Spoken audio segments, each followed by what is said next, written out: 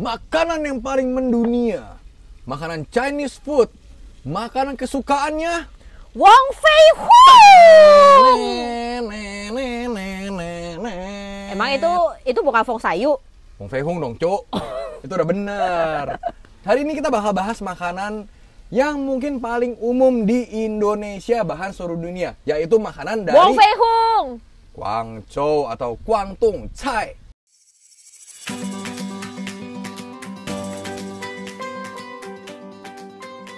daerah Guangdong sejak zaman dulu itu terkenal sebagai daerah pesisir karena mereka kan ada pelabuhan di sana ya. Mereka itu berbatasan dengan pantai. Perlu diingat, China ini adalah landlocked area. Jadi ini satu negara yang besar, semuanya itu landlocked. Yang punya daerah pantai hanya daerah pesisir, daerah timur biasanya. Dan Guangdong ini karena mereka punya daerah pantai dan mereka punya pelabuhan juga menjadi daerah melting pot. Dan karena mereka daerah pesisir, Guangdong ini juga menjadi daerah pusat pelabuhan nomor 1 di China. Nah, Guangdong atau Guangzhou ya tepatnya ya, itu udah jadi kota pelabuhan dari sejak dahulu kala. Dari sejak zaman dinasti Ming kayaknya deh. Ya. Udah jadi pelabuhan. Udah lama banget dan itu tuh jadi pusat trading. Dia itu pusat trading. Dan semua orang dari China rata-rata kalau mau dagang itu nyampenya ujung-ujungnya adalah ke Guangzhou. Guangdong sama Guangzhou. Guangdong provinsinya. Ya, dari provinsi Guangdong lah, lebih enak. Ya. Nah, dan orang luar negeri pun kalau mau berdagang hanya kemana? Pertama kali ke Guangzhou karena lokasinya itu sangat amat strategis di bawah kan dia, selatan. Even misionari Jesuit pun pertama kali datang ke Cina, pelabuhannya Guangdong. Filmnya Wong Fei Hung juga. Udah Pak. Beda. Tapi apa sih yang membuat daerah Guangdong ini memiliki satu makanan yang khas? Kita tahu ya Guangdong itu kan daerah pesisir, tapi dia juga punya pegunungan nih. Jadi kita bisa cek bahan-bahannya. Itu pasti kan banyak seafood dan pasti fresh. Betul. Apa yang membuat dia berbeda dengan daerah pesisir lainnya nih? Nah, pertama gue bahas dari bahannya dulu ya. Guangdong ini spesial. Kenapa? Dia punya laut, dia punya sungai, dia punya gunung. Berarti daerah ini sangat subur. Dia punya farming nggak? Punya farming juga. Punya farming juga. Jadi lengkap bahan makanannya. Gandum, beras, gabah, millet, ada semua ya? Ada. Daging dari daging sapi, babi, domba, kelelawar.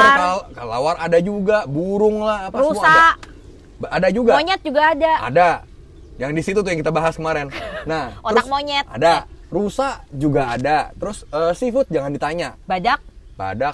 Jadi culangnya doang sih yang diambil ya.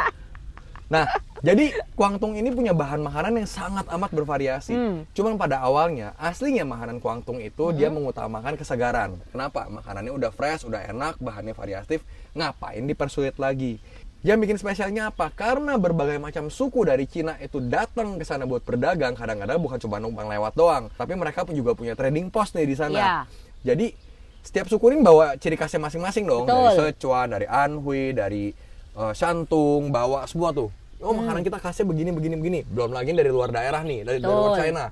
Bawa lagi, dari lewat Thailand. jalur sutra nyampe ke Guangdong. Dan juga. Kayak dulu di zaman China dulu, para pedagang tahunan mereka itu kalau sekali berdagang ya, misalkan dari Beijing nih, lu melakukan perjalanan tahunan berdagang ke daerah Xiangyang, Shenzhen, Guangdong. Lu sekali berjalan itu kayak lu di rumah tuh cuma 4 bulan, 8 bulan tuh di jalan. Lu stay di Guangdong itu nggak kayak kita bisnismen zaman sekarang kan 3-5 hari ya. Mereka tuh bisa sampai 2 bulan, Betul. 3 bulan. Ya karena zamannya beda ya. Nggak kayak sekarang. Kalau kita sekarang kan 5 hari kelar. Kalau zaman dulu kan beda. Nah, karena itu segala macam budaya menyatu di sana. Dan kulinernya ini jadinya nyatu juga. Otomatis gini deh, nggak ada chef yang punya idealis terlalu tinggi. Dia pasti mau belajar sesuatu yang baru. Betul. Contoh, gua chef ahli makanan Jepang misalnya, Ninik ahli makanan India misalnya. Indo. Ya, India. Indo. Muka lu kayak Punjabi, udah diem. Nah, gua kurang sipit kah? nah misalnya tiba-tiba ketemu nih, makanan Cina nih kayak begini, makanan Jepang kayak begini loh. Dia cerita, kalau di India kita sukanya pakai rempah-rempah, pakai begini. Jadilah sushi pakai kari. Bisa. Contoh ada kari Jepang. Sushi Jepang pakai kari? Kari Jepang. Lu bayangkan sushi dikasih kari? Jangan dibayangin udah. Tapi ada perpaduan budaya seperti itu jadi masakan baru. Jadi alkulturasi lah ya ceritanya. Nah, yang terjadi di Guangzhou ini seperti ini sebenarnya. Mereka itu kan pada dasarnya mengedepankan freshness ya. Betul. Cara masak seperti apa yang cocok untuk mengeluarkan biar rasa ini kan istilahnya kalau lu mau fresh berarti rasa asli bahan itu yang dikeluarkan. Lu nggak perlu terlalu banyak bumbu, nggak perlu terlalu banyak cara masak yang aneh-aneh. Apalagi kalau daerah lain kan biasanya mereka punya diasinkan lah, diasap segala macam.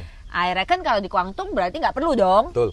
Di Kwangtung ini cara masaknya sebenarnya nggak terpaku dengan satu cara masak. Tetap ada masakan yang contohnya masak ikan. Di Cina ini ada omongan, contoh cara masak ikan yang paling benar adalah di tim.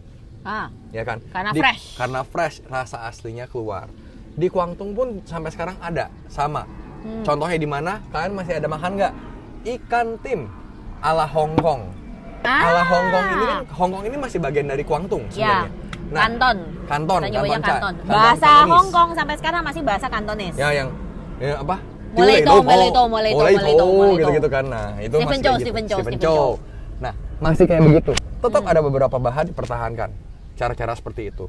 Cara slow braise, stew itu masih ada. Rasanya supaya lebih keluar. Contoh kalau misalnya kita ngomong ikan kan cuma pakai kecap asin doang biasanya sama biasanya beberapa. Pakai kecap asin, jahe paling kan atau lemon buat ngilangin rasa amis, tapi sisanya udah bawang putih. Gitu. Tapi tetap ada masakan-masakan lebih tajam. Contoh bebek cinling. Bebek packing? Bukan. Bebek cinling itu kan sebenarnya kita bisa ngomong bebek panggang ala selatan. Apain dulu lah, di marinate dan lain-lain. Rasanya lebih tajam. Tapi apakah ngilangin rasa bebeknya? Enggak, kegurihannya tetap terjaga, Pak. Tapi kan dia pakai bumbunya banyak. Betul, tapi kan di luarnya aja. Berarti tetap kalau ketika lu makan krenyes gitu, kayak luarnya rasa gurih, dalamnya rasa bebek. Lebih tepatnya gini, rasa bebeknya tetap terjaga, tapi rasa penunjangnya itu, bumbu-bumbunya, marinate-nya itu apa ya? Bukan men-enhance, bukan menambah, tapi melengkapi, menyatu jadinya. Menyatu jadi lebih enak gitu loh. Lebih mirip emang kayak dasarnya cara masak orang Asia ya. Bukannya men-enhance tapi ditabrakin kadang-kadang gitu loh. Tapi jadinya enak.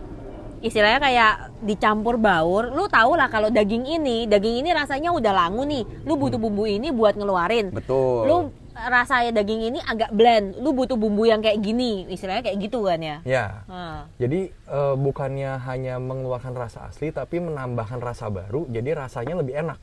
Kita menciptakan rasa yang baru. Betul. Dari rasa dasar ini. Betul. Istilahnya kayak gitu. Betul. Nah tadi lu bahas kan masaknya itu ada macam-macam ya. Mereka kalau misalkan ikan itu biasanya ada di steam. Terus ada stew, slow braise. Kalau misalkan binatang buruan, wild game, ada nggak di sana? Tentunya ada. Di Kwangtung itu hampir semua jenis makanan ada. Ada pepatah Cina yang mengatakan bahwa semua yang berkaki 4 kecuali meja dimakan dan semua yang berkaki 2 kecuali manusia itu juga dimakan. Even itu pun katanya ada rumor-rumor yang mengatakan fetus manusia pun dimakan. Ya, ada. Teknik masaknya itu nggak terbatas menghadapan freshness juga sebenarnya. Ada beberapa yang tetap diasinkan. Contoh, dari daerah Kwangtung itu banyak hasil laut yang diasinkan juga. Supaya bisa preserve ya? Lebih tepatnya dikeringkan, bukan diasinkan, sorry. Contoh abalone, scallop, cumi. Abalone mahal, Cuk. Dan justru yang abalone diasinkan ini mahal loh harganya. Karena rasanya beda sama... abalone yang dikeringkan ini mahal harganya. Kenapa? Karena rasanya itu berbeda dengan abalone yang fresh. Oh really? Iya, beda. Yang diasinkan itu ketika dia dehydrate lagi, rasanya tuh beda. Kalau yang asli gimana, yang dehydrate gimana? Lebih tajam. Punya rasa khasnya lah. Rasa abalone itu gimana sih? Abalone itu rasanya gimana ya? Kalau yang fresh yang gue pernah makan ya, abalone itu rasanya crunchy. Terus gurih juga, manisnya ada, rasa lautnya ada. Jadi gak selalu cuman freshness. Orang Kwangtung juga mikir dong, ini kalau bahannya kita udah tangkep, udah kita ambil, nggak laku gimana, ya kan? Mungkin ini karena mereka itu asalnya dari trading hotspot. Mungkin karena asalnya mereka kan dari trading pot ya, makanya mereka salah satu yang dipikirkan. Kalau misalkan untuk dihidangkan sendiri mungkin fresh, tapi kalau untuk diekspor istilahnya kan, mereka harus memikirkan gimana caranya makanan ini di zaman dulu nih bisa diawetkan. Betul. Kalau biasanya kalau di China itu kan sayuran tuh diasinkan. Kalau hasil laut biasanya kalau nggak diasinkan dikeringkan. Betul. Tapi lucunya di Kwangtung ini juga banyak bahan makanan laut. Kayak tadi gue bilang scallop, abalone gitu ya, sirip hiu itu juga dikeringkan, Pak, dan dipakai di kulinernya sendiri. Contohnya kalau modern ini ada salah satu restoran abalone kalau nggak salah ya, yang paling mahal di Hong Kong itu nyajiinnya bukan abalone fresh, Abalone kering. tapi abalone kering. Dimasak apa? Biasanya dimasak cuman di hydrate, terus dikasih sausnya dari kaldu ayam gitu-gitulah. Very traditional. Yang gue bilang tadi, gak cuma ngedepanin freshness juga, mereka berevolusi nih kalau di Guangdong. Istilahnya mereka itu number one freshness, number two tetap rasa. Rasa, tetap. Kalau bisa fresh bagus, kalau nggak bisa kita bikin gimana supaya enak. Tapi ada nggak sih satu ciri khasnya Guangdong yang kayak lu masakan Guangdong yang lu sekali makan, oh ini Guangdong chai. Rasanya tajam. Lu perhatiin nggak, makanan Guangdong itu punya rasa yang tajam, berani. Rasa minor yang jelek-jeleknya nggak ada semua. Ini gue baca dari salah satu literatur ya, gue lupa. Di zaman dulu, air di Guangdong itu beberapa tempat tuh agak berlumpur. Aha. Ya, jadi kalau misalnya tanaman-tanaman yang, let's say bok choy gitu ya. Bok choy dimasak tanpa menggunakan satu teknik tertentu. Itu ada rasa lumpurnya. Ada rasa lumpurnya, bau tanahnya tuh. Iya, enak, ada bau kan? tanah. Nah, kalau restoran yang pinter di sana, mereka bisa ngilangin bau tanahnya. Dengan cara? Digoreng dulu. Tapi sebentar doang. oke. Cuman seret sebentar, lalu baru diinin lagi. Jadi ini bukan di blanch dong. Kalau Bukan. kita kan biasanya kan kita sayurnya di blanch ya. Air mendidih, kemudian lu celupin 10 detik, angkat. Ya, kalau itu kan cuma buat ngasih dia supaya agak matang doang. Ini buat ngilangin.